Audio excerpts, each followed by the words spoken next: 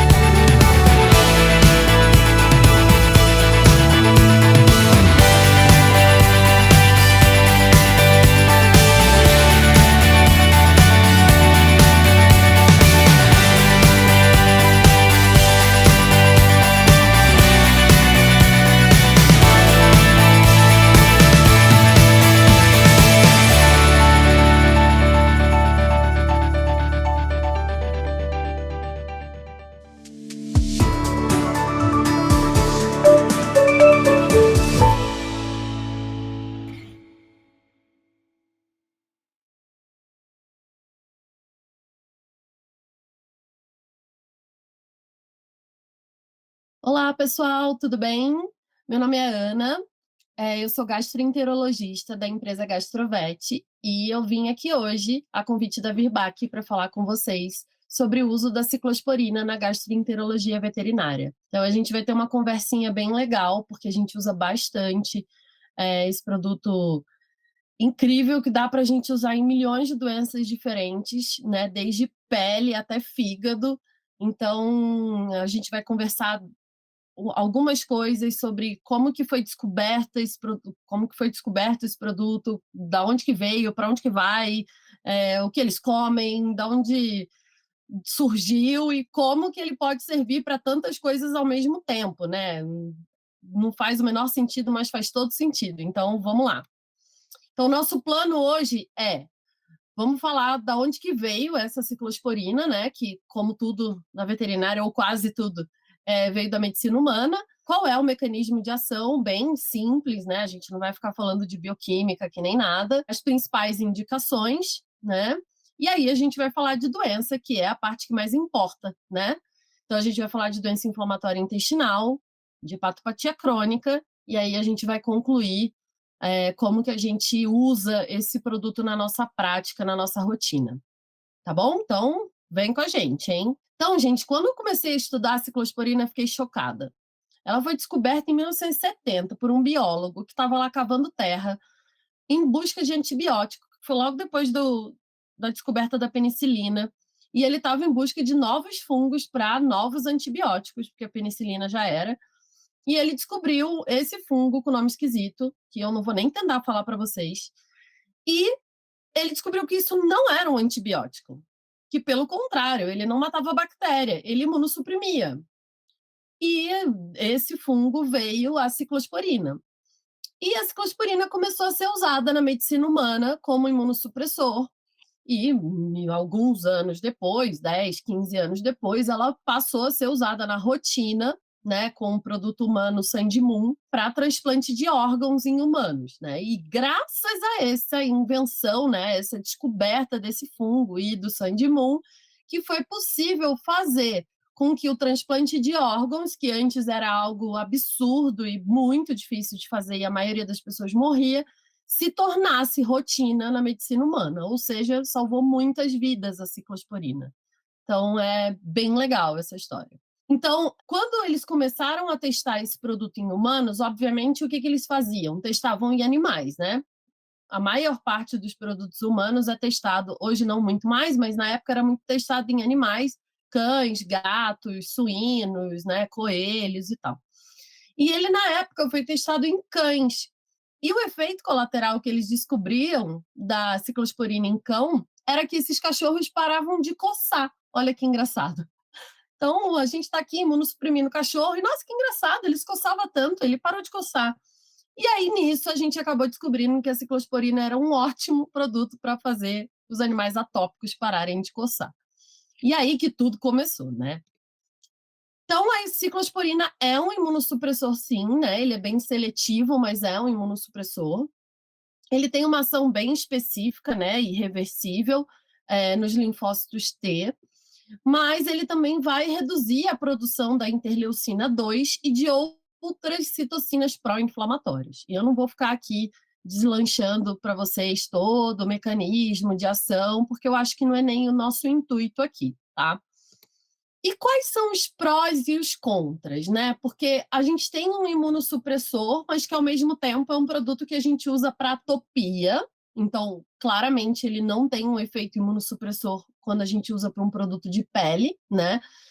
Então, ele também tem um efeito antipruriginoso.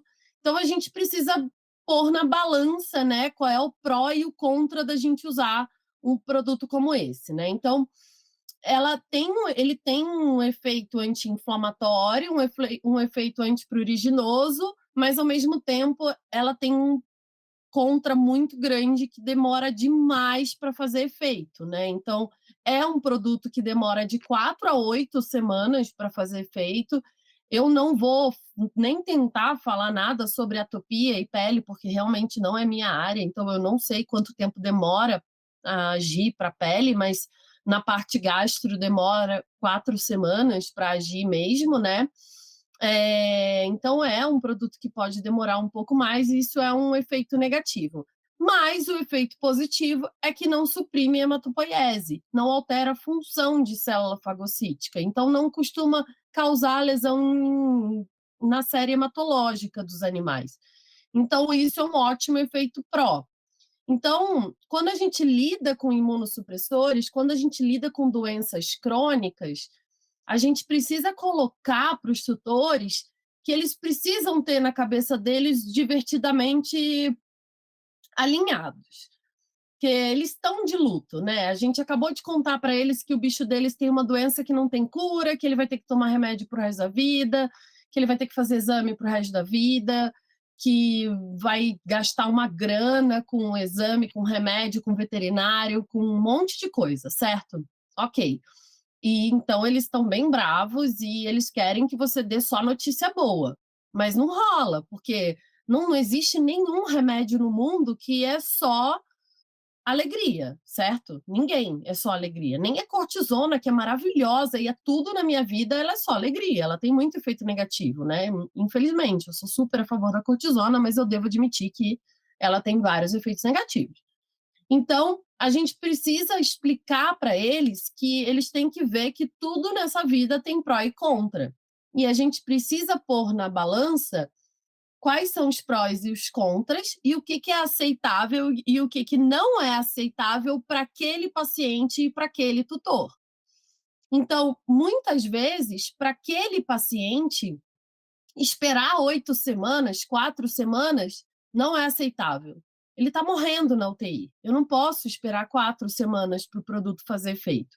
Então, a ciclosporina não é uma opção. Para outro paciente, um efeito colateral de, sei lá, imunossuprimir demais e acabar com o hematócrito, né, causar uma mielossupressão absurda, não é aceitável porque ele já está anêmico. Então, eu não posso usar um produto como a azatioprina, não é aceitável. Então, eu posso ir para uma ciclosporina. Então, para cada paciente, um produto vai ser adequado. Então, você precisa alinhar os chakras ali, você alinhar as suas expectativas e a realidade e colocar para o tutor o que é o mais indicado para aquele paciente. Então, cabe a você, veterinário, saber os prós e os contras de cada medicação para decidir qual medicação que você vai indicar para aquele paciente. É difícil, né? Que não é fácil decorar tudo isso. Mas depois, com o tempo, praticando, a gente acaba decorando e sabendo de cor tudo isso. Então, a ciclosporina a gente usa basicamente para atopia, né? Que já há anos a gente usa o ciclavance para atopia, para enteropatia crônica no cão, que é a doença inflamatória intestinal, né? Para doença inflamatória intestinal em gato também, e para hepatopatia crônica em cão, linfoplasmocítica. E eu vou explicar como que a gente usa essa medicação em cada uma dessas situações, como que a gente introduz ela, em que dose que a gente usa, qual frequência, quando que ela é indicada e quando não usar também, porque nem sempre a gente consegue indicar a ciclosporina nessas situações todas. E eu não vou nem tentar de novo falar de atopia, porque eu já fui monitora de dermato, tá, gente? Então eu até podia tentar, mas eu já não lembro mais nada. Então vamos deixar essa parte para o povo da dermato. Então vamos falar só um pouquinho sobre a doença inflamatória intestinal, para vocês entenderem como que a gente usa a ciclosporina na doença inflamatória intestinal, tá? Primeira coisa que eu queria contar para vocês é uma novidade, não muito novidade, mas para o Brasil ainda é uma novidade, é que a gente meio que não chama mais de doença inflamatória intestinal. Agora a gente chama de enteropatia crônica. Então, talvez vocês vão começar a assistir palestras, aulas e ler trabalhos de pessoas falando enteropatia crônica e não doença inflamatória intestinal, tá? E isso acontece porque o nome DII, né, doença inflamatória intestinal ou inflammatory bowel disease, ele é um nome para a doença inflamatória dos seres humanos, né? Que pode ser tanto a doença de Crohn quanto a colite ulcerativa. E essa doença inflamatória dos humanos, ela não é a mesma doença inflamatória dos cães. Então, ela não tem a mesma fisiopatogenia, ela não tem o mesmo mecanismo de ação, não tem o mesmo resultado das biópsias, a gente não trata da mesma forma e o principal, não é o mesmo resultado, né? Assim, não é o mesmo prognóstico. Então, a gente não pode chamar do mesmo nome. Se não diagnostica do mesmo jeito, o prognóstico não é o mesmo e não trata igual, não é a mesma doença. Então, a gente está mudando um pouco a forma da gente nomear a doença, porque realmente não é a mesma doença. É claro que até eu chamo de doença inflamatória intestinal, porque né, a gente há anos fala esse nome, mas a gente está tentando se acostumar a chamar de outro nome, porque está mudando isso, tá? Então, esse é um artigo já até meio antigo já, um dos primeiros a falar sobre enteropatia crônica, né, e questionar se é a mesma coisa, se não é a mesma coisa, do que a gente chama, e na verdade é uma revisão de literatura sobre tudo que já tinha sido publicado até então sobre isso. É um artigo bem legal para vocês pegarem, quem tem interesse em doença inflamatória intestinal. Fala sobre enteropatia responsiva à dieta, disbiose, fala sobre doença inflamatória, fala sobre, assim, é uma boa revisão, é um bom resumo, bem legal, assim, bem fácil de ler. Então é bem, se vocês quiserem tirar uma foto aí da tela e depois pegar ele no PubMed, é um artigo bem legal para a gente ter. Então, basicamente, quando a gente fala de enteropatia crônica, né, vômito e diarreia crônico, a gente tem algumas classificações, alguns nomes que começam a aparecer, porque o termo enteropatia crônica é um termo guarda-chuva, né? Um termo que a gente chama que é umbrella. Ele pega várias doenças, então ele pega a enteropatia responsiva à fibra, enteropatia responsiva a esteroide, enteropatia responsiva à dieta, que é a alergia alimentar, a disbiose, enteropatia responsiva à perda proteica.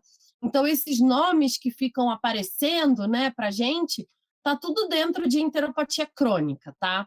Aqui, agora, né, que é o que a gente está falando, a gente vai falar sobre doença inflamatória, que é enteropatia responsiva a esteroide, que é enteropatia responsiva a imunossupressor, tá? Só para vocês entenderem mais ou menos o contexto do que eu estou falando. Então, é uma síndrome idiopática, né? Não tem uma causa definida, ninguém sabe exatamente o porquê. Eu vou explicar que existem algumas teorias, mas ninguém concluiu nada. Mas é uma doença autoimune, é uma doença ligada a linfócitos e plasmócitos dentro da mucosa e da submucosa do trato gastrointestinal do cão. Aqui a gente está falando de cão, mas o gato também participa disso. É que o gato complica bastante as coisas, né? Vocês sabem que o gato é um ser evoluído e superior e aquela história toda, mas ele complica um pouco as coisas porque ele beira o linfoma o tempo inteiro. Então, eu não vou atentar muito para isso nesse momento. E aí a gente tem diversos tipos de alteração histológica, mas a mais comum é essa primeira, que é a linfoplasmocítica, tá?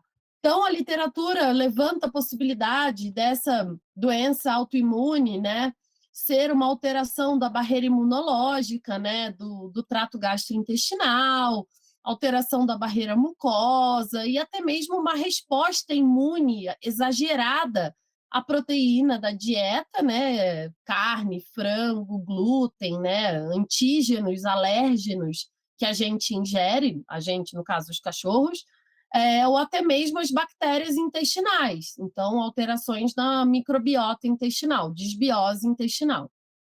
Tá? Então, ninguém sabe. Então, são possíveis causas, mas no fim, ninguém sabe o porquê que tem a doença inflamatória intestinal. Ela se apresenta de diversas formas, né? Geralmente é vômito e diarreia crônicos, acima de 3 semanas já é considerado crônico. Pode ser 3 semanas seguidas ou intermitentes, então pode ser que você veja um paciente com vômito há 3 semanas todos os dias, como pode ser que ele venha vomitando uma vez por semana há 10 anos. Então, tudo pode acontecer.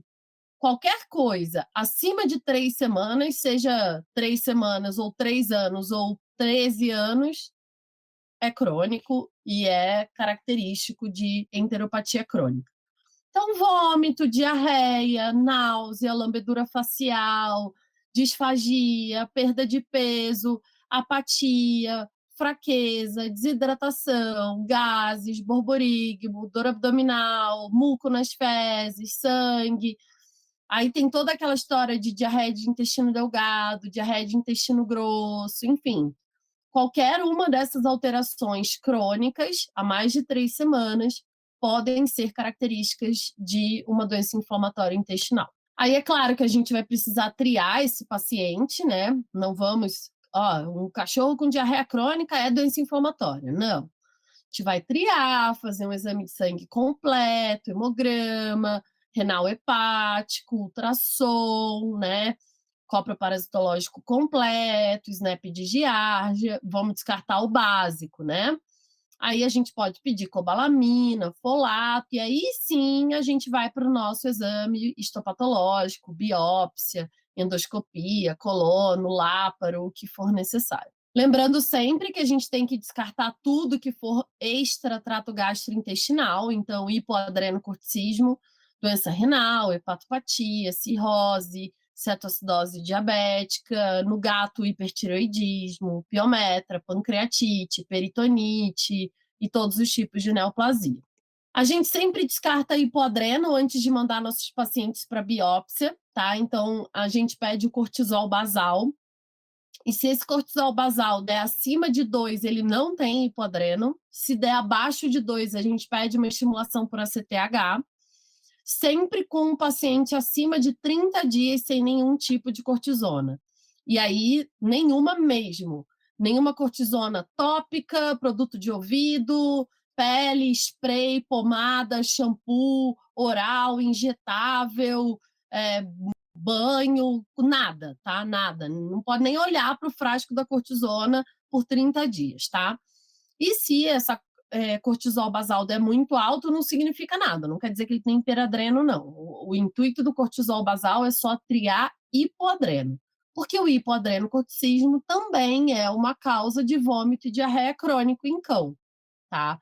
É raro, né? São 2% dos pacientes que têm vômito e diarreia crônicos que têm hipoadreno, mas é sempre uma possibilidade, então a gente sempre faz esse descarte. O ultrassom é uma ferramenta muito importante no diagnóstico diferencial, então ele me ajuda muito a saber aonde está a minha lesão, né? A localizar a minha lesão. Então, se é no estômago, no duodeno, no jejum, no ilho, no seco, no cólon, se isso está dentro do intestino, se está fora, se tem lesão em outros órgãos, se tem cara de neoplasia, se é uma massa, se dá para eu fazer biópsia por endoscopia, se não dá. Imagina, se eu vou lá, o bicho tem vômito e diarreia crônicos e eu indico uma endoscopia, e na verdade a minha lesão é no jejum. A endoscopia não pega jejum, nem a colono. Então, é muito importante a gente ter um ultrassom e ter certeza absoluta que a minha lesão é em duodeno, é em ilho, e que a minha endoscopia e colono vai conseguir acessar o local que está alterado para não pedir o exame errado, né? Então, sempre peçam para mensurar as camadas do intestino, né, da mucosa até a serosa, para a gente ir acompanhando a evolução do quadro e avaliar também se tem perda da estratificação de camadas, que nem tem essa foto aqui da esquerda, porque isso é um sinal de gravidade e até mesmo de neoplasia. E aí, finalmente, a gente chegou no diagnóstico, esse paciente tem mesmo uma doença inflamatória intestinal, eu fiz todo o passo a passo, era aquele shih tzu que tem vômito crônico e de 8 anos de idade, eu fiz tudo o que precisava, coletei função renal, função hepática, não tinha nada, fiz exame de fezes, ultrassom, tinha gastrite, fui para endoscopia e deu gastrite linfoplasmocítica moderada e duodenite linfoplasmocítica grave. E agora, o que eu faço? Bom, a gente primeiro tenta sempre uma dieta hipoalergênica, né? A gente faz sempre uma triagem com dieta hipoalergênica, e se essa triagem com a dieta hipoalergênica não funciona, a gente vai para a nossa terapia imunomoduladora. E aí vai variar de paciente para paciente, tá, gente? Se é um shih tzu de 8 anos que vomita há 12 anos, né? Veja bem, ele tem 8, mas ele vomita desde a vida passada, porque o shih tzu é assim, né? Ele nasceu e ele já vomitava na encarnação anterior. Então, se ele vomitava na encarnação anterior, não tem por que usar cortisona, porque ele já está vomitando há tanto tempo que, ok, tipo, eu não preciso, né, tirar ele da crise. Ele está bem, ele está comendo, ele já acostumou com vômito. Eu vou usar a corticoterapia para tirar esse animal da crise, né? Então, eu vou usar a cortisona naquele paciente que está internado, que não está comendo, ou que está com aquela diarreia líquida que eu preciso tirar da crise, desinflamar. Aí sim, eu preciso de uma medicação que tenha um efeito rápido, com um bom, né, custo-benefício, né, dane-se efeito colateral, mas que eu preciso que haja rápido, porque eu não tenho um mês para esperar o imunossupressor fazer efeito. Porque todas essas minhas opções demoram um mês para funcionar. Então, é a cortisona que vai me salvar para dar tempo dos outros remédios fazerem efeito. Então, a gente precisa saber qual medicação indicar e quanto tempo eu tenho para aquele paciente em específico. Então, situação 1, o shih tzu que vomita a vida toda e está ótimo comendo, então eu não preciso usar cortisona, eu posso simplesmente ir direto para o ciclavance, ou para o Imuran, ou para o Leukeran. E eu tenho a situação 2, um Spitz que está sem comer há 15 dias, com diarreia líquida, o proprietário desesperado, porque o bicho tinha 5 quilos e já perdeu 1,5 kg. Esse não dá para esperar. Então, eu vou entrar com cortisona, vou fazer ele ficar melhor, cocô voltar ao normal, fazer ele voltar a comer com a cortisona, para depois eu associar o imunossupressor, tá? E aí tem a situação 3, esse mesmo Spitz internado. Aí a gente entra com a cortisona injetável. Então, assim, a gente precisa ver qual paciente está na nossa mão para poder saber qual medicação que eu vou usar, tá bom? Então, isso que é o mais importante, saber os prós e os contras de cada um. Então, a cortisona, quando eu entro na dose de 1 a 2 miligramas por quilo, eu não costumo passar disso. Eu sei que o pessoal da Hemato usa bem mais, né? Eles usam 2 miligramas quilo BID, né? 2 vezes ao dia. Eu não costumo passar de 2 por dia. Alguns casos eu já usei, porque, enfim, desespero, né? Mas nunca precisei muito mais do que isso, tá? Então, a gente usa, quando usa, depende também, né, gente? Já teve caso que eu usei 5, 10 dias e ok, já teve caso que eu usei 6 meses, já teve caso que eu usei 30 dias e desmamei, de novo, depende, tá? E aí a gente vai reduzindo a dose até tirar. E aí os nossos imunossupressores que a gente usa para doença inflamatória intestinal. É autoimune, gente. O shih tzu que vomita há 12 anos com gastrite, ele não tem gastrite péptica, que a gente usa omeprazol. Ele tem gastrite linfoplasmocítica, é imunomediada, ele precisa de imunossupressor, ele precisa de cortisona, ele precisa de ciclavance, ele precisa de leukeran, ele precisa de remédio para desinflamar o estômago, ele não precisa de omeprazol. Então, a gente precisa imunossuprimir, porque é imunossuprimindo que a gente vai desinflamar esse paciente e que ele vai parar de vomitar cronicamente, tá? Então não adianta ficar dando omeprazol, né, medicação para náusea, porque não é isso que vai fazer ele não vomitar. Então, atentem a isso. E aí, a gente tem essas 3 classes principais de imunossupressores, né, que é a azitioprina, o clorambucil e a ciclosporina. E a gente vai falar um pouquinho de cada uma delas. A gente não, porque só tem eu, no caso. Então, vamos lá.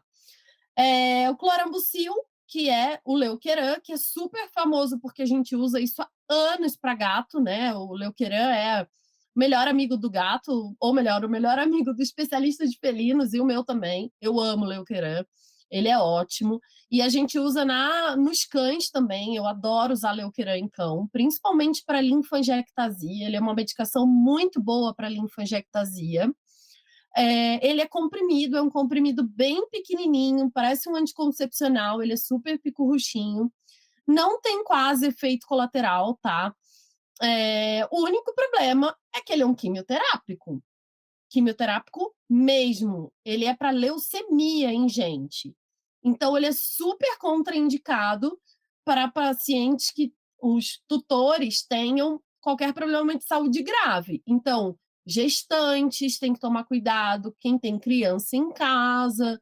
Então, cuidado quando for indicar, sempre pergunta sobre isso. Independente de ter ou não gestante, etc., em casa, tem que avisar para o tutor usar luva, tá? Então, tem que usar luva e tem que manter ele dentro da geladeira, tá? Ele não pode ser mantido fora da geladeira porque ele estraga. Então, ele não tem nenhum efeito colateral óbvio, então ele não causa vômito, não causa diarreia. Óbvio que ele causa imunossupressão, porque é esse o intuito. Eu preciso de um imunossupressor, a minha doença é autoimune, tá? E aí a dose que a gente usa é essa, tá? Em cão, é de 4 a 6 miligramas por metro quadrado. Cuidado, gente, não é miligrama por quilo, é metro quadrado. Então, vocês vão lá no aplicativo do VetSmart, e aí vocês vão lá na calculadora, coloca... gente, é mais fácil que andar para frente. Vai lá no VetSmart, calculadora, aí vocês vão lá, metro quadrado, coloca o peso do cachorro e ele vai te dar X metros quadrados, geralmente é 0, qualquer coisa. Tá, 0,58. Isso é quantos metros quadrados o seu paciente tem. Você pega isso e multiplica por 4, que é 4 miligramas por metro quadrado. Pronto, você vai descobrir quantos miligramas esse cachorro tem que tomar, tá? É assim que eu calculo. Só que não pode partir o comprimido. Então, assim, se deu 1 miligrama por dia, ao invés de partir o comprimido ao meio, porque não pode, você vai dar um comprimido, dia sim, dia não. E é aí que começa a complicar a nossa vida. Porque, geralmente, é animal pequeno, né? Então, pincher de 1 quilo não rola. 2 quilos não rola. Geralmente, menor que 5 quilos já não dá para fazer leuqueran. Então, o leuqueran geralmente é legal para bicho maior que 10 quilos, tá? O gato, a gente usa uma dose maluca, né? Eu realmente não sei por que a gente usa essa dose. São os americanos que usam essa dose. Eles usam um comprimido 2 vezes na semana para gato menor que 4 quilos e um comprimido 3 vezes na semana para gato maior que 4 quilos. Por quê? Não sei.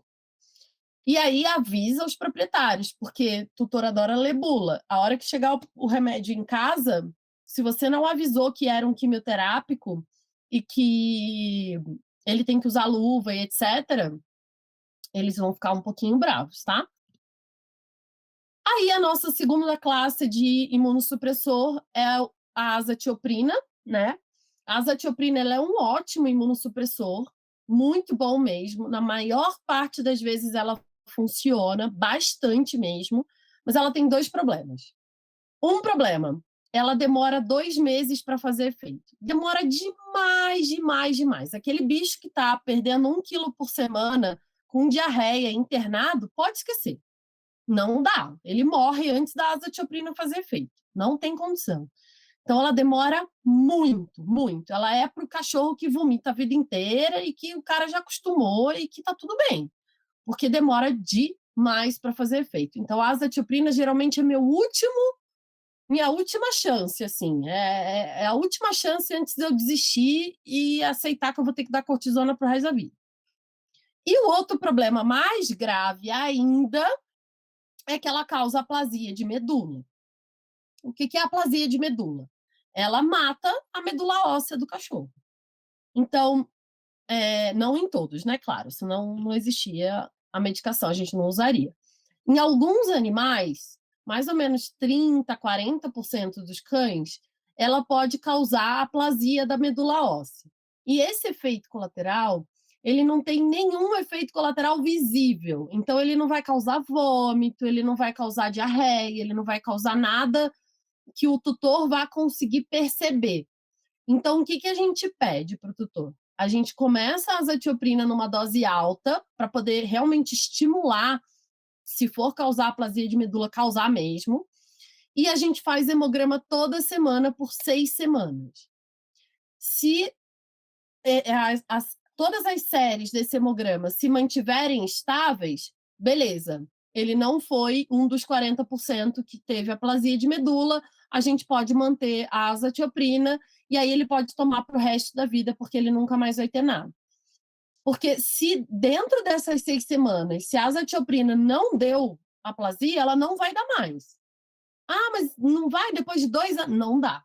Eu tenho pacientes que tomam há 5, 6 anos e não causa. Se não causar em 6 semanas, não causa mais, tá? Então, a gente usa essas doses, a gente faz hemograma toda semana, então tem que tomar muito cuidado, e se vocês tiverem com medo, pede para o tutor assinar um termo de compromisso, tá? De responsabilidade.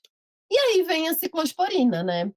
A ciclosporina é o meu favorito, porque de tudo que a gente conversou, ela é o melhor custo-benefício, porque ela não tem os efeitos colaterais graves que os outros têm.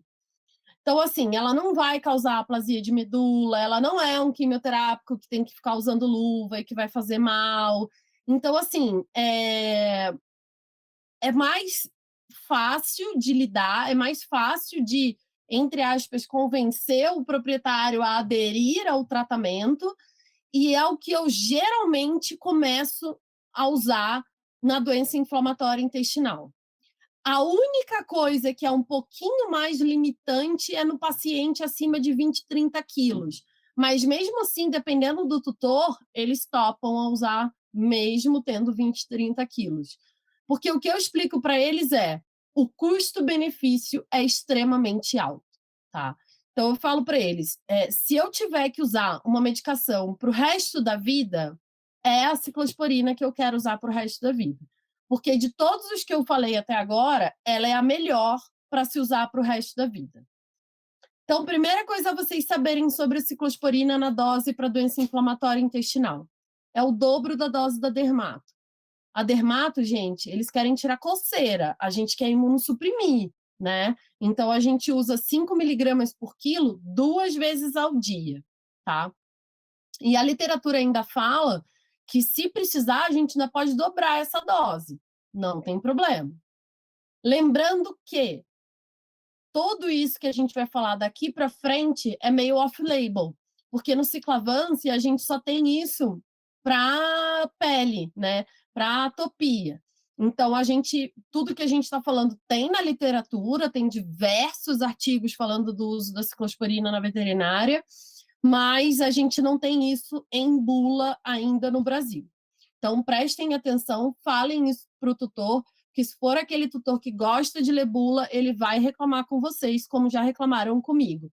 Então, eu gosto de sempre me colocar na frente do tutor, porque eu acho que se vocês falarem antes dele ler, aí ele já não vai ficar bravo, entendeu? Agora, se ele descobrir sozinho, ele vai se sentir tipo, nossa, o que ela está fazendo? Ela não sabe nem o que ela está fazendo. Então, não esqueçam de avisar o proprietário. Outra coisa que eu gosto bastante, gente, do Ciclavance é que ele tem várias apresentações e a facilidade de puxar. Quando eu prescrevo o Ciclavance primeiro, né, tipo, eu vou entrar com o Ciclavance para um cão que eu acabei de atender e esse cão pesa, sei lá, 5 quilos. Não, vou aumentar a dose, 10 quilos. Independente de eu precisar usar mais de 15 ml no mês, eu sempre peço para eles começarem com um frasco de 15 ml, tá? Eu vou explicar para vocês ainda sobre os efeitos colaterais, mas eu sempre peço para eles começarem com o frasco menor. Por quê? Porque se ele tiver o efeito colateral, aí ele acaba, tipo, não precisando gastar um frasco inteiro e não precisa gastar tanto dinheiro. Outra questão que eu acho bem legal é a forma de puxar a medicação de dentro do frasco. O Ciclavance, ele é uma medicação bem oleosa. Eu vou explicar para vocês sobre o material, que é uma microemulsão. Só que ele não vai ter contato nenhum com isso, porque ele tem esse aplicador aqui, ele vem fechadinho, né, com essa tampinha, e esse treco aqui, ele vem dentro da caixa e ele acopla, o tutor mesmo acopla no frasco ampola, e depois ele consegue acoplar a seringa, que tem essa rosquinha aqui, e ele gira o frasco e puxa. É muito fácil. E ele não tem contato nenhum com a medicação. Então, é um mecanismo super moderno, assim, é super fácil de usar e ele consegue utilizar todo o produto da embalagem. Então, é bem legal, assim.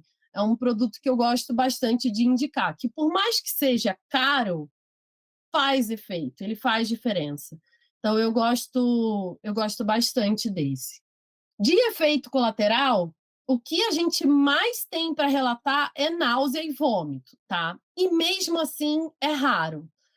Na minha rotina, eu assim, de todos os animais que eu atendo, os que não respondem à dieta, a não ser que tenha mais de 30 quilos, todos eles eu prescrevo ciclavance. Nem 10% vomita, bem menos. Eu diria 1 a 2%, mas eu não tenho esse número, eu nunca fiz esse levantamento. A literatura fala um número muito maior, mas também não tem um levantamento muito grande. Tem pouquíssimos trabalhos de levantamento de náusea e vômito com ciclavance. Mas na minha rotina é muito pouco, muito pouco. Pode ser que a medicação não funcione, que, sei lá, o tutor não compre pelo preço, pode ter outros problemas, mas vômito pela medicação, conversando aqui com vocês, eu consigo lembrar de um paciente, um. E eu prescrevo essa medicação incontáveis vezes no dia, assim, sério, todos os pacientes eu prescrevo esse de cara. Uma boa alternativa que a gente geralmente indica é congelar. Só que é óbvio que é um líquido oleoso, né? É um frasco ampola. Então, a gente não pode congelar o líquido, senão a mulher não vai conseguir puxar a medicação, porque é líquido.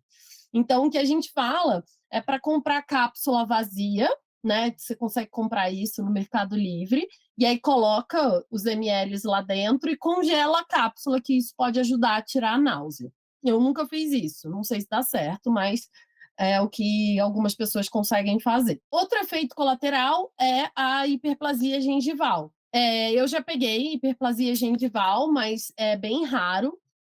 Ela acontece depois de 3, 4 anos tomando ciclavance e é benigno, então começa a crescer a gengiva desses animais, né, em cima do dente, não é neoplasia, não é nada disso, é só hiperplasia mesmo, e assim, tratamento periodontal, você faz a retirada dessa hiperplasia gengival e tá tudo certo, acabou.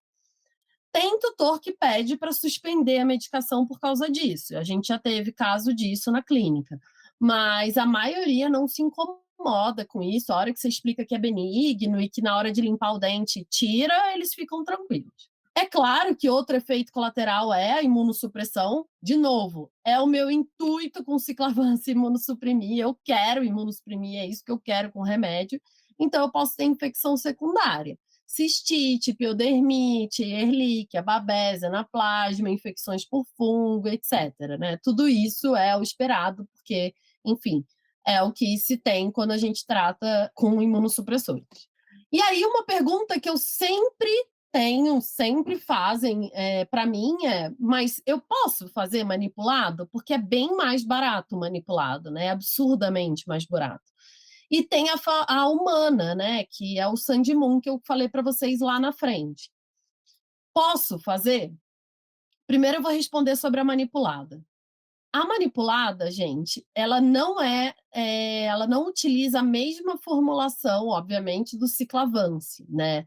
Ela usa óleo vegetal, não é microemulsão. O ciclavance, ele usa microemulsão.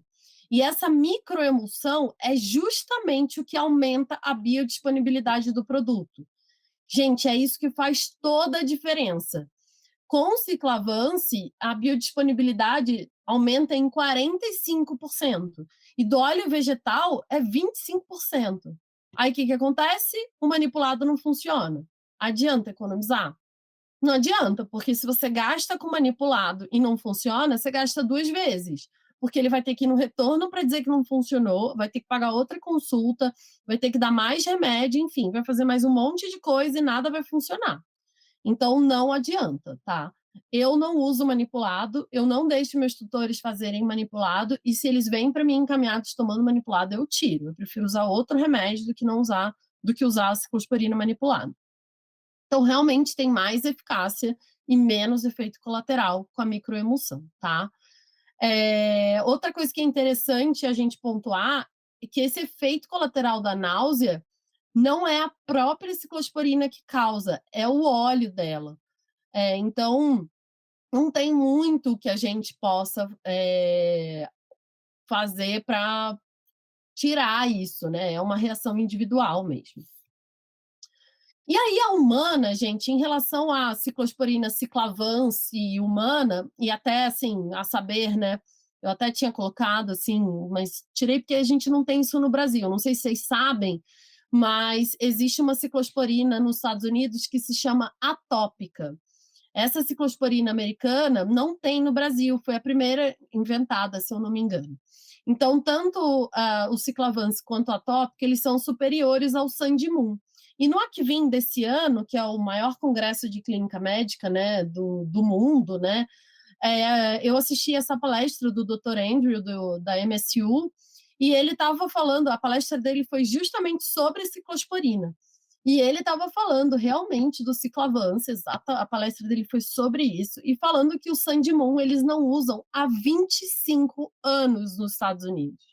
Ele falou que o Sandimum é imprevisível, que não é conhecida a absorção via oral dele, ninguém sabe o quanto que se absorve do Sandimum, que lá nos Estados Unidos eles acabam usando em casos bem específicos, porque ele é muito mais barato do que o ciclavance e o atópica, mas que na faculdade dele eles não usam, que não existe nenhum efeito documentado, então não tem nenhum artigo científico que comprove a eficácia, e que eles fizeram um trabalho e viram que existe 34% de variabilidade do produto entre as cápsulas. Cara, é muita coisa. Tem noção? 34%. Então, a palestra foi só sobre ciclosporina e ele passou, tipo, meia hora falando mal de todas as ciclosporinas e ele falou que o Sandimum, para ele, quer dizer, para ele, né, para os americanos, é um produto genérico, ele falou. Para a gente, eles lidam como se fosse medicamento genérico. Aí existem alguns trabalhos, né, que a gente tem, que a gente usa bastante em aula para vocês até pegarem para dar uma lida sobre ciclosporina e doença inflamatória intestinal.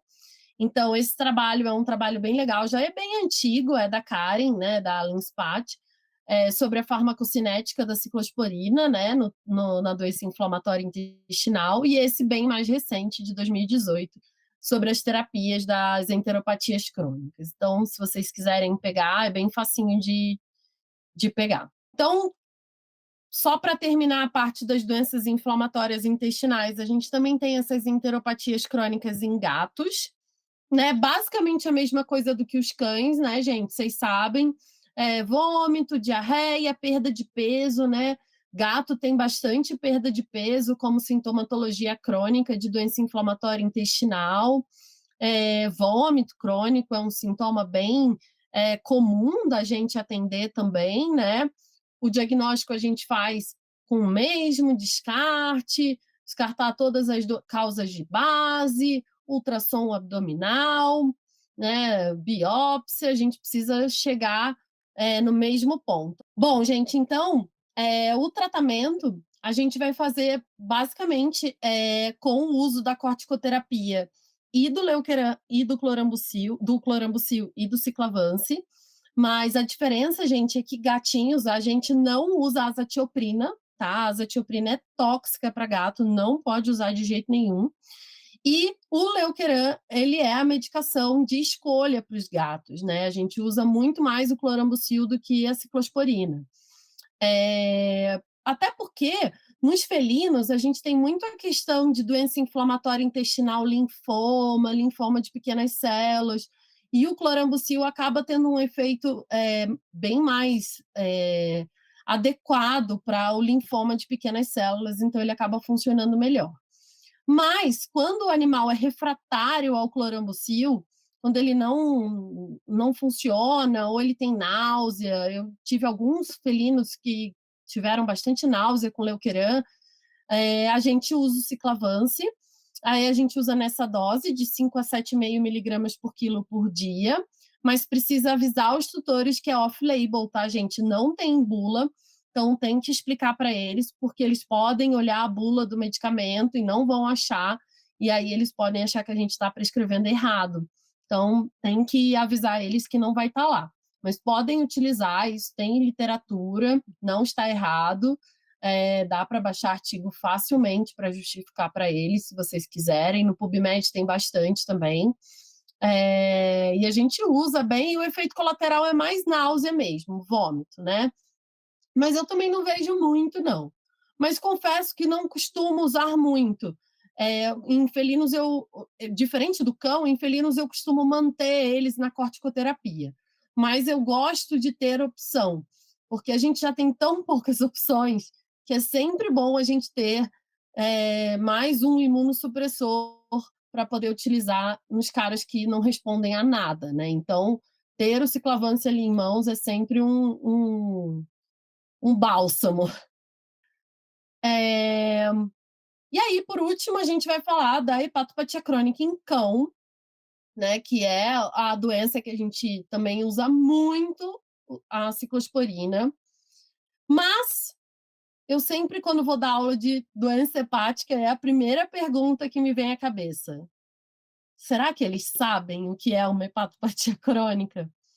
Porque eu acho que é uma coisa que todo mundo tem muita dúvida, né? Tipo, tá, mas como assim ela usa o ciclovance para doença hepática? Como? Em vez de usar SAMI, ela usa ciclosporina? Ela tá louca? Então, assim, na verdade, quando a gente está falando de hepatopatia crônica, gente, a gente está falando dessa hepatopatia crônica aqui, tá?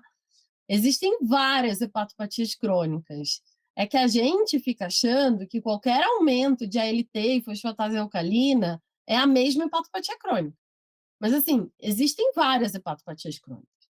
Existe hepatopatia crônica infecciosa, toxêmica, metabólica, imunomediada, idiopática, neoplásica, por acúmulo de cobre.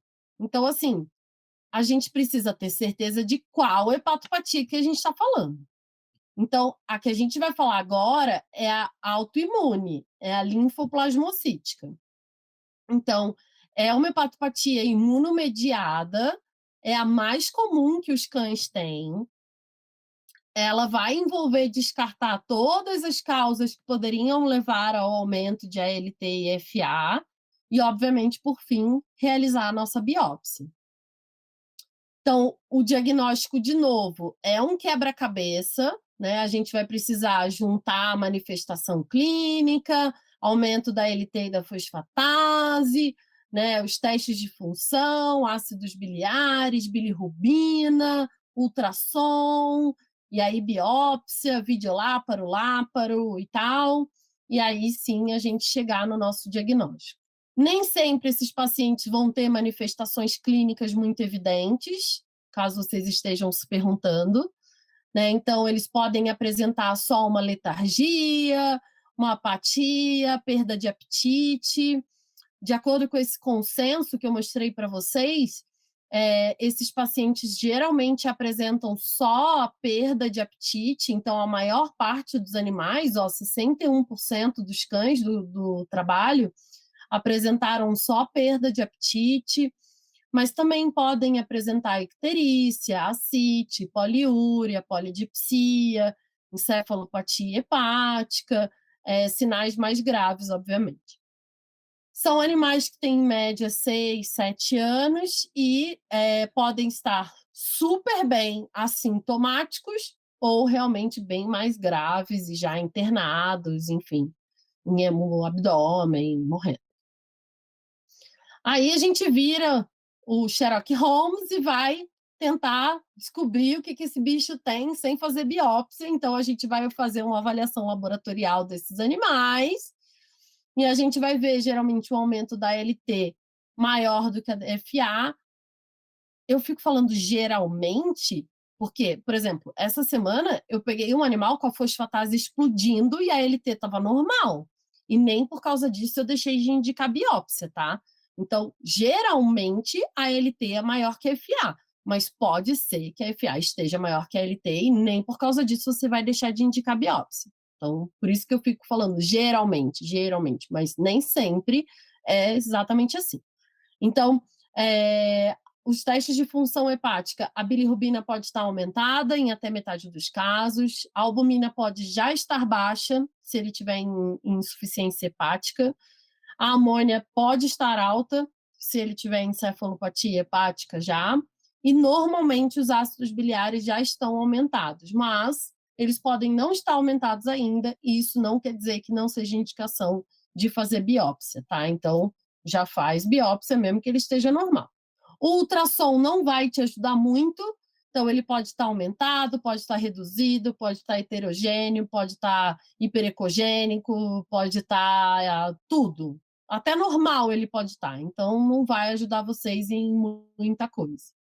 O que vai realmente ajudar a gente é a biópsia, tá? E essa biópsia a gente precisa fazer por laparoscopia, ou laparotomia ou videolaparoscopia.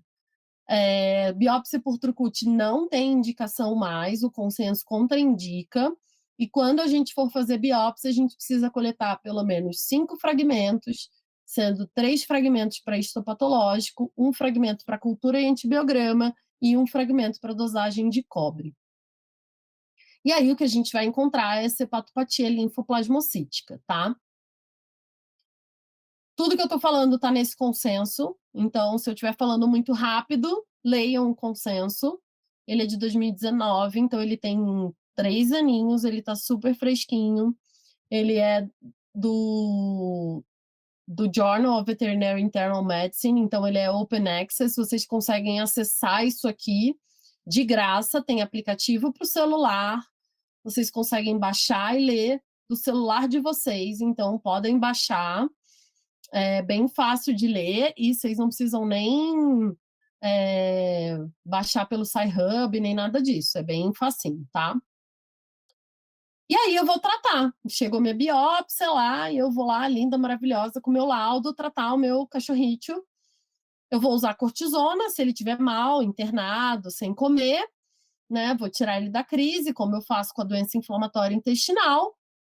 Mas, se ele estiver bem, se for só um aumento de ALT e FA, eu vou entrar com o meu imunossupressor, e é aí que entra a nossa ciclosporina novamente, tá? A gente tem o micofenolato, a ciclosporina e os antioxidantes que a gente usa também. Então, eu vou falar um pouquinho de cada um para vocês saberem em que momento que eu uso cada um, tá? A cortisona, a gente vai usar nos pacientes que não estão legais. Então, a gente vai usar no paciente que não está comendo, no paciente que já tem ascite, no paciente que está ictérico, com uma hepatopatia agudizada. Ele pode até não ter ela só aguda, mas ele pode até estar com ela há muito tempo, ser crônica, mas ela está agudizada, ele está mal, ele não quer comer, ele está com distúrbio de coagulação, qualquer que seja o sinal da insuficiência hepática, que eu precise que a medicação haja rápido, igual na doença inflamatória intestinal, eu vou usar a cortisona para tirar ele da crise. Muitas vezes eu uso na hepatopatia crônica a cortisona para aumentar o apetite também. Aí eu uso a dose menor, eu uso 1 miligrama quilo, porque ela vai ajudar a tirar a inflamação e ela também vai ajudar a melhorar o apetite. E aí o tempo que eu vou usar isso é variável. Pode ser que eu use isso 10 dias, pode ser que eu use 30, pode ser que eu use isso o resto da vida. Então, depende de cada paciente, tá? Então, depende do caso, depende da gravidade do caso e depende do paciente. Aí eu vou usar os meus imunossupressores, eu vou falar um pouco de cada um deles, porque cada situação também vai ser um imunossupressor. Então, o micofenolato foi o primeiro imunossupressor que a gente começou a usar para hepatopatia crônica, né? A gente usa na dose de 10 a 15 miligramas por quilo 2 vezes ao dia. A vantagem é que ele tem um efeito muito forte, né? Ele é um imunossupressor muito potente. A impressão que eu tenho é que ele realmente parece um tiro de canhão para inflamação. Então, ele é um chute no peito, assim, de anti-inflamatório, sabe? Então, aquele paciente que precisa, que tá mal e eu preciso que funcione rápido, o micofenolato é o seu cara, entendeu? O único problema é que ele custa R$ 3.000 uma caixa. Então, você precisa ser o tio Patinhas para comprar ele. O último tutor que eu indiquei, coitado, ele quase chorou a hora que ele foi ver o preço. Então, é muito caro. E o outro efeito colateral, outra desvantagem, é o efeito colateral. Ele causa muito vômito e diarreia. Então, eu já tive pacientes que o tutor comprou a caixa de R$ 3.000 e o animal, toda vez que tomava meio comprimido, tinha diarreia. E ele teve que, tipo, dar a caixa de R$ 3.000.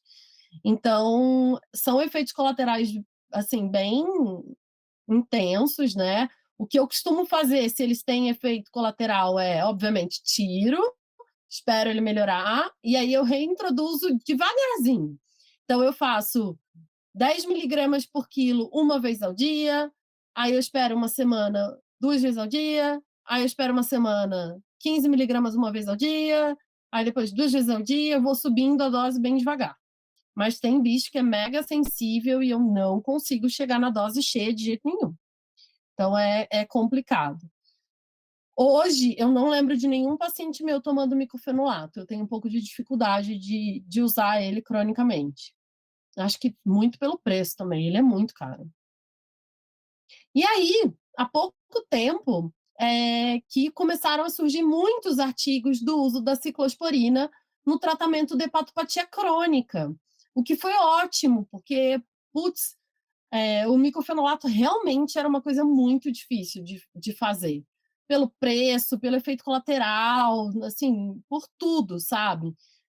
E assim, aqui entre nós, só eu e você, que ninguém está ouvindo a gente, quase ninguém deve estar ouvindo a gente. Quantas pessoas devem estar ouvindo? 2, 3 pessoas, né? Só aqui entre nós. A gente às vezes faz umas coisinhas assim que ninguém deve fazer, tipo tratar sem biópsia, assim, às vezes. E dá medo de fazer isso com micofenolato, né? Mas aí, quando a gente vê uma coisa como a ciclosporina, dá um pouquinho mais de coragem, né? E aí foi legal, porque veio esse trabalho e outros trabalhos a gente tem também. E aí a gente começou a conseguir ficar. Ai, que bom, temos uma medicação que tem menos efeito colateral, que o custo é muito menor, não se compara, e que eu consigo tratar para o resto da vida, e o paciente tem muito mais qualidade de vida, e, enfim, é extremamente superior, né? Então, a dose que eu uso é a mesma dose que a gente usa para a doença inflamatória, 5 miligramas por quilo 2 vezes ao dia. Ela tem bem menos efeito colateral, não se compara, né? Como eu disse para vocês, eu lembro de um paciente que teve náusea, então é bem raro.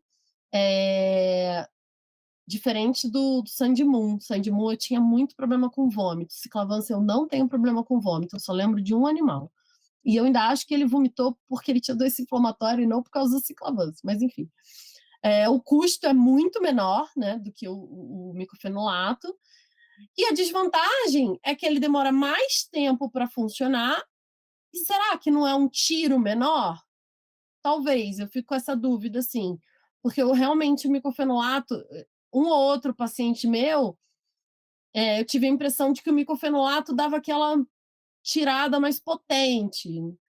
Mas não sei, talvez usar o ciclavance numa dose maior, será que não funciona? Então, assim, eu fico na dúvida, porque é um imunossupressor super power, a gente usa isso na medicina humana para fazer transplante de órgãos, então não sei se o efeito é menor, não. Nesse trabalho que eu mostrei para vocês, ele fala que os efeitos colaterais nesse trabalho específico para hepatopatia, vômito e diarreia, 48%, e aí eu coloquei dois asteriscos aqui, porque, tipo, é um número muito absurdo, tá? Então, se você for ler as entrelinhas desses 48%, assim, qualquer náuseazinha eles colocavam como vômito e diarreia. Então, eu não concordo com isso nada, tá, gente? Pelo amor de Deus. E, de novo, é um trabalho. E eu prescrevo o ciclavance 20 vezes no dia, né? Então, não é 48% nem de longe, tá? Eu discordo em prosa e verso disso aí. E hiperplasia de gengiva, 25%. Mas aí eu concordo com uma coisa. Olha o tempo, 13,5 meses após o início do tratamento. Eu vi hiperplasia de gengiva com 2 anos de ciclavance. Então, realmente demora muito tempo para aparecer. Mas 25% também acho muita coisa. Então, não sei. Achei muito. Achei meio supervalorizado esses efeitos colaterais aí. E aí tem os antioxidantes, que todo mundo adora, que aí todo mundo acha que é o que salva a hepatopatia crônica e, né, putz, coitados, eles estão lá trabalhando, mas não fazem esse trabalho todo, não. Então, a gente usa o Samina, dose de 20, né, miligramas por quilo por dia, em cápsulas gastroresistentes e a vitamina E. Mas eles são antioxidantes, gente, eles não fazem milagre. A doença hepática é autoimune, né? Essa que a gente está falando especificamente. Então, tratar só com antioxidante não vai ajudar. Então, cuidado. Para concluir, então, eu queria só que vocês, resumidamente, entendessem isso, né? Que a ciclosporina, lembrar, né, que essa ciclosporina ela foi originalmente descoberta para uso em humanos, né? Em busca de um antibiótico, achou um imunossupressor, e a gente usa muito para transplante de órgãos em humanos, usa até hoje, né? E a gente usa para cão, para atopia há zilhões de anos. E na rotina gastro, a gente usa para enteropatia crônica também há muitos anos. E recentemente a gente começou a usar para hepatopatia crônica linfoplasmocítica. Já tem alguns anos já. Tem muito pouco efeito colateral, tem um alto custo-benefício e a gente usa diariamente na nossa rotina. Então, é algo que a gente tem bastante experiência para contar mesmo, algo que a gente usa todos os dias e gosta bastante. Então, é uma medicação que faz diferença para o paciente com vômito crônico, com diarreia crônica, com alteração hepática crônica. Então, vai muito além da atopia. Então, é bem legal a gente ter essa visão, que mesmo que não tenha isso, nada disso em bula, né, que a gente nem sabia que tinha todos esses efeitos, é legal porque isso já vem sido estudado há muito tempo, isso já tem em artigo, né, já tem publicação, e já é utilizado lá fora há muitos anos. Então, eu vim para contar isso para vocês. Queria agradecer a Virbac e a VetSmart, por terem me convidado para falar um pouquinho, né? Estou aqui há um tempão, desculpa falar demais, mas queria agradecer muito essas duas empresas por terem me convidado. E é isso. Muito obrigada, pessoal. Oi, pessoal, tudo bem? Eu queria agradecer a atenção de vocês até aqui, queria agradecer também imensamente a doutora Ana Rita pela excelente aula, pela excelente palestra. Meu nome é Ricardo Cabral, eu sou o gerente técnico da Virbac do Brasil, e eu queria aproveitar esses minutinhos aqui para conversar um pouquinho com vocês a respeito do Ciclavance. Essa que é a primeira ciclosporina veterinária que a gente trouxe aqui para o nosso mercado nacional. Tá bom? Para falar um pouquinho do Ciclavance, eu queria abordar esses 4 pontos principais, tá? A gente vai falar um pouquinho a respeito de confiança, eficácia, precisão e economia que o produto fornece. Falando um pouquinho a respeito da confiança, esse daqui é o resultado do teste de segurança que a gente fez com o Ciclavance, que faz parte do dossiê de registro do produto.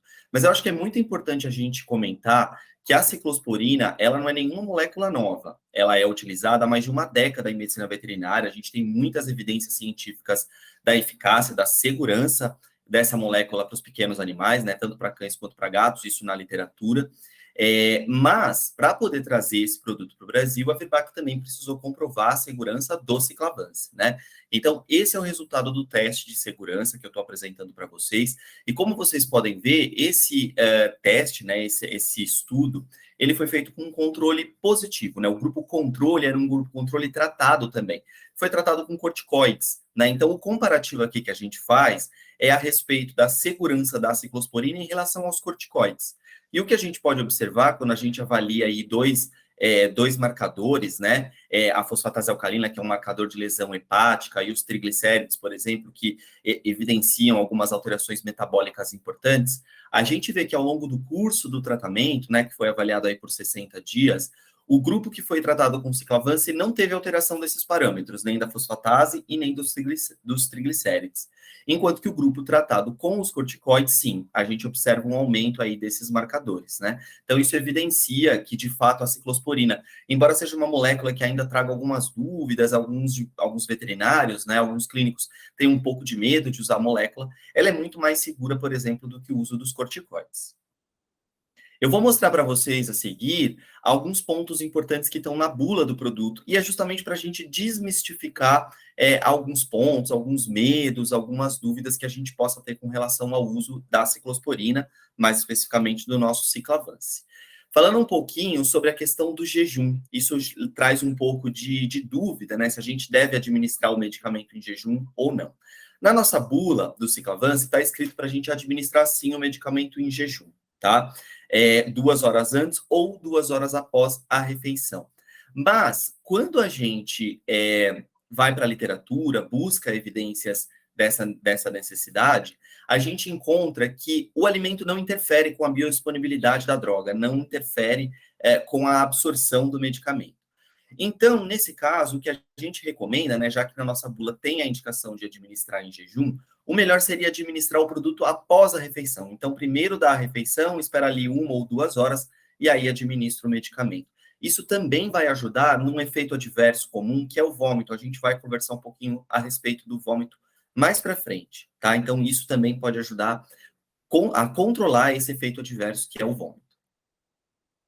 Algumas advertências, o produto tem uma validade de 2 anos, mas depois de aberto a gente recomenda, né, utilizar o produto dentro de 6 meses. Então, esse é o período de estabilidade em uso, tá? O período de 6 meses. E a conservação é em temperatura ambiente. A gente pede para não refrigerar o produto, tá? Não precisa guardar em geladeira depois de aberto. Algumas contraindicações que estão na bula, tá? Então, eu vou comentar a respeito delas justamente porque, como essas informações, elas estão na bula do produto, de novo, é só para a gente tirar um pouquinho o medo, né, de uso da ciclosporina. O que a gente encontra na bula? Não utilizar o produto em caso de hipersensibilidade, né, isso tá praticamente na bula de qualquer medicamento. Não utilizar o produto em casos de histórico de neoplasias malignas. Então, o produto é um imunossupressor, a ciclosporina, ela é um imunossupressor. Então, se o animal já teve histórico, né, sabidamente, ele já tem um histórico de ter tido neoplasia maligna em algum momento da vida, a gente deixa essa contraindicação na bula até por uma segurança, né? Porque a gente sabe que com a imunossupressão a doença pode voltar, não é que vai voltar, mas isso pode acontecer, tá? Então, a gente tem que tomar esse cuidado. Não vacinar os animais em tratamento. Então, a vacinação, ela também depende da resposta imunológica, tá? Pelo fato de ser um imunossupressor, o que a gente recomenda quando vai vacinar os animais que estão em tratamento crônico, utilizando o ciclavance há muito tempo? É suspender o uso da medicação 2 semanas antes de vacinar, tá? Então, suspende o uso da medicação, aguarda 2 semanas, vacina o animal, e aí já pode voltar com a medicação sem problema nenhum. Para filhotes a partir dos 6 meses de idade, não utilizar em fêmeas gestantes, e pesar os animais sempre durante o tratamento para poder fazer o ajuste correto da dose. Então, são só essas recomendações, né? Sendo que eu acho que a mais criteriosa aqui seria a questão das neoplasias malignas. Então, mostrando mais uma vez que o produto é extremamente seguro. Efeitos adversos. O que a gente mais observa e o que a gente mais encontra quando busca relatos de literatura? Vômito e diarreia. De longe, o vômito, né? Não é o mais frequente, a literatura relata que de 10 a 15% dos animais em tratamento vão vomitar, então é um percentual baixo, mas quando a gente tem um efeito adverso, né, principalmente do uso crônico da ciclosporina, é principalmente o vômito, tá? A diarreia, a gente costuma dizer que ela não dura muito tempo, é uma diarreia autolimitante que normalmente não necessita nenhuma intervenção, nem a suspensão de uso da medicação. Com relação ao vômito, no próximo slide eu vou comentar um pouquinho com vocês sobre quais são as indicações, o que a gente recomenda fazer quando esse efeito adverso acontece. Hiperplasia gengival, ainda mais raro, a gente observa de 1 a 2% dos cães tratados e quando a gente utiliza cronicamente, tá? Alterações da pelagem, principalmente o hirsutismo, que é um aumento, né, dessa pelagem, principalmente em regiões onde normalmente a gente não observaria pelos, né, como, por exemplo, a região do abdômen, mas isso também é raro e normalmente não é um efeito adverso que incomoda os tutores. e fraqueza muscular. A fraqueza muscular, ela também é relatada de 1 a 2% dos animais tratados, e também é um efeito adverso que, uma vez que a gente suspende o uso da medicação, o animal volta ao normal. São esses os efeitos adversos. Muita gente me pergunta a respeito da segurança para animais nefropatas, para animais hepatopatas, e o que a gente encontra na literatura é que a ciclosporina é segura de ser utilizada nesses animais, incluindo nos animais nefropatas, né? A ciclosporina, ela é metabolizada quase que exclusivamente pelo fígado, tá? Então, a gente tem uma segurança renal de uso dessa medicação também. Com relação aos vômitos, né? Como eu disse, de 10 a 15% dos animais, de acordo com a literatura, vomitam com o uso da ciclosporina. O que a gente pode fazer para esses casos, tá? Essas são algumas das nossas recomendações. Uma delas é iniciar o tratamento com doses menores. A dose de bula da ciclosporina, para a maioria das doenças, é de 5 miligramas por quilo, tá? Uma vez ao dia. Então, a gente pode iniciar o tratamento com doses de 1, depois no dia seguinte passar para 2, e assim sucessivamente até chegar na dose de 5 miligramas por quilo.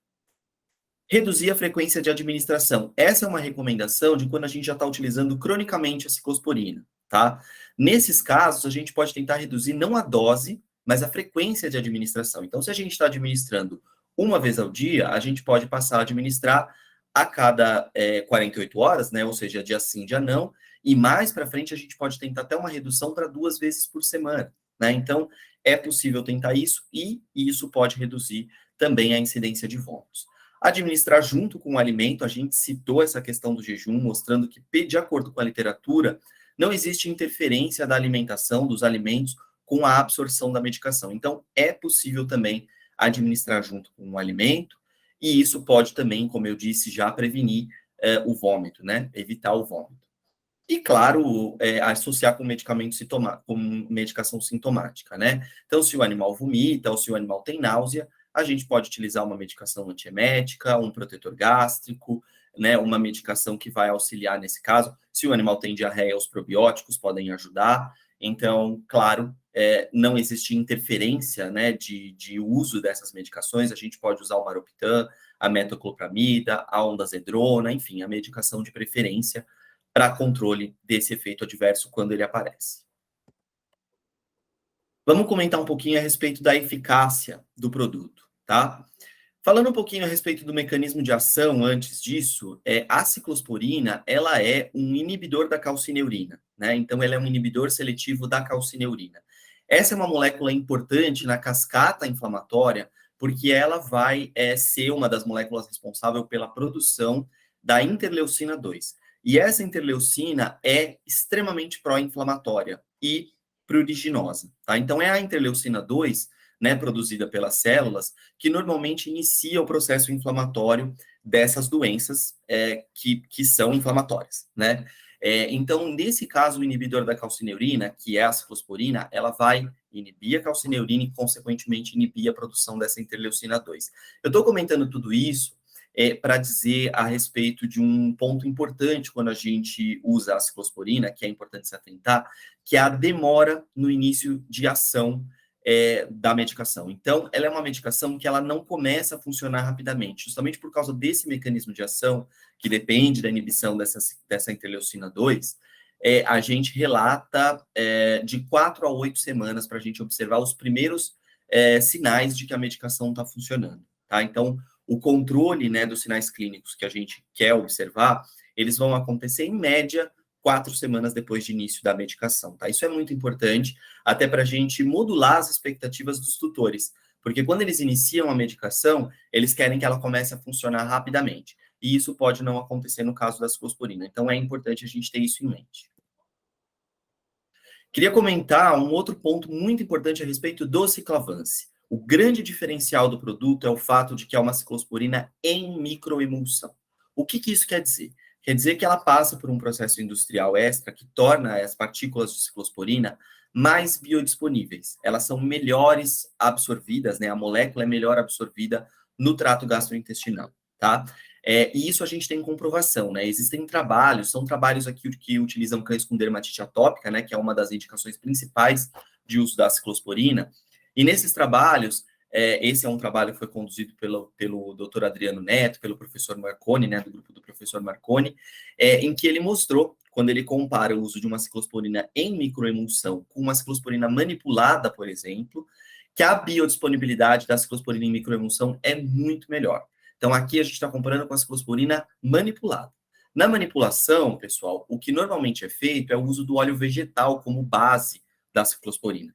E a absorção do óleo vegetal é em torno de 20 a 25%, né, dessa ciclosporina em base de óleo vegetal, que é a manipulada. Da ciclosporina em microemulsão, é de até 45%. Então, olha, parece que é pouco, né? Porque o número é 45%.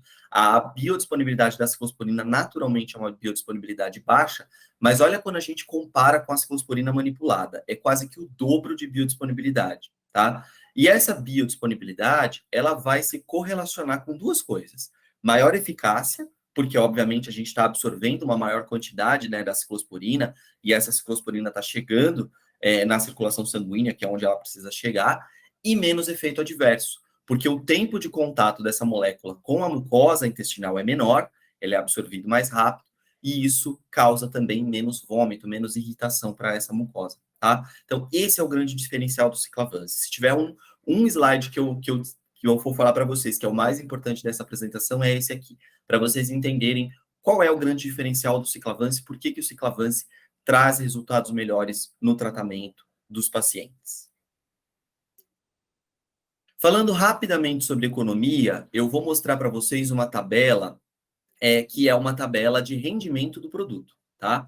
Então, é só para vocês verem que, às vezes, a gente assusta, né, com o preço de um produto na gôndola, mas a gente precisa começar a fazer o cálculo do rendimento desses produtos. Porque, muitas vezes, o produto pode parecer caro, mas é um produto que vai render, né, que vai ter um alto rendimento ao longo do curso do tratamento. Então, só para mostrar para vocês, a gente tem 3 apresentações do Ciclavance. Frascos de 15 ml, de 30 e de 50 ml.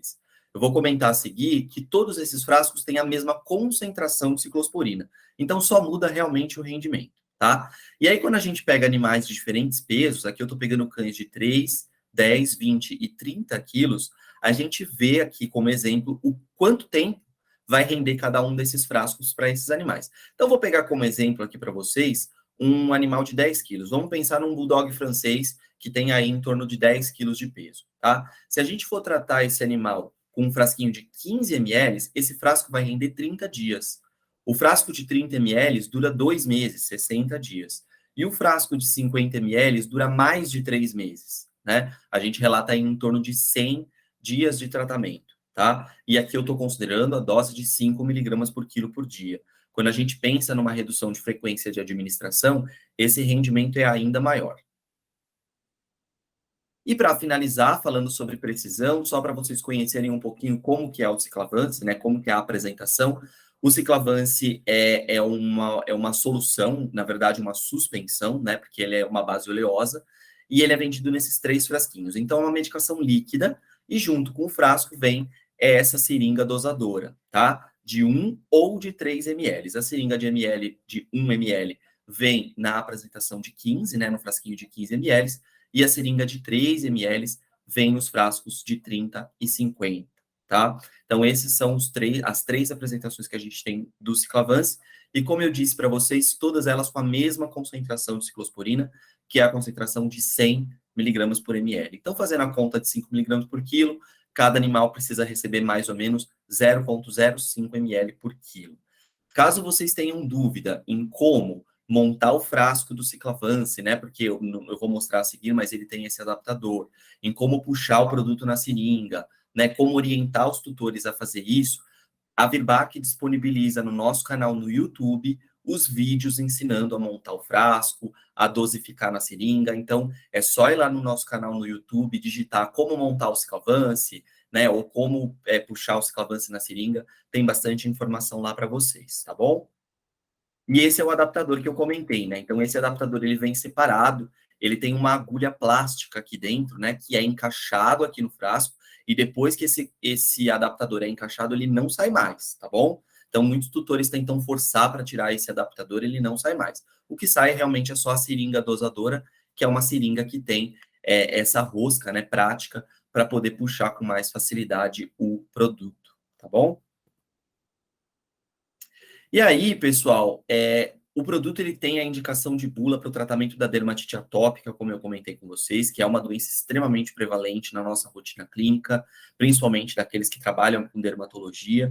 Mas, de acordo com a literatura, se a gente for buscar na literatura, ela é muito vasta em mostrar para a gente que existem várias indicações de uso da ciclosporina, inclusive na gastroenterologia, tá? Então, quando a gente pega trabalhos falando das enteropatias crônicas, incluindo a doença intestinal inflamatória e outras, a gente vê um campo muito importante de uso da ciclosporina e respostas terapêuticas, resultados muito bons de uso dessa molécula, tá bom? Então, esse era o recado que eu tinha para passar para vocês hoje. Eu agradeço muito a atenção de vocês e uma boa noite para todo mundo.